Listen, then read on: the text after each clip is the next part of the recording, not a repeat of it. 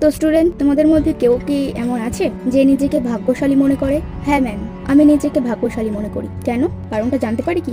আমাদেরকেও বলো, আমরা একটু শুনি। হ্যাঁ ম্যাম, কেন নয়, অবশ্যই শোনাবো। আমি নিজেকে ভাগ্যশালী মনে করি কারণ আমি এমন একজনকে আমার নিজের মা হিসেবে পেয়েছি, যে সম্পর্কে আমার মা হলেও আচরণে আমার বান্ধবীর মতো। আমি নিজেকে ভাগ্যশালী সেজন্য মনে করি কারণ আমি এমন একজনকে বাবাকে পেয়েছি। আমি এমন একজন বাবা পেয়েছি যে সম্পর্কে আমার বাবা হলেও আচরণে সে আমার একজন ভালো বন্ধু। ভালো নয়, খুব ভালো বন্ধু। আমি নিজেকে ভাগ্যশালী মনে করি কারণ আমি এমন একজনকে নিজের দিদি হিসেবে পেয়েছি, যে সম্পর্কে আমার দিদি হলেও আমার থেকে সে আমাকে বেশি চেনে, আমাকে বেশি বোঝে। সেজন্য আমি নিজেকে ভাগ্যশালী মনে করি। আমি নিজেকে ভাগ্যশালী মনে করি কারণ আমি ভারতবর্ষে জন্মগ্রহণ করেছি। আমি নিজেকে ভাগ্যশালী মনে করি কারণ আমি একজন ভারতীয়। আমি নিজেকে ভাগ্যশালী মনে করি কারণ আমি একজন ভারতীয় নারী।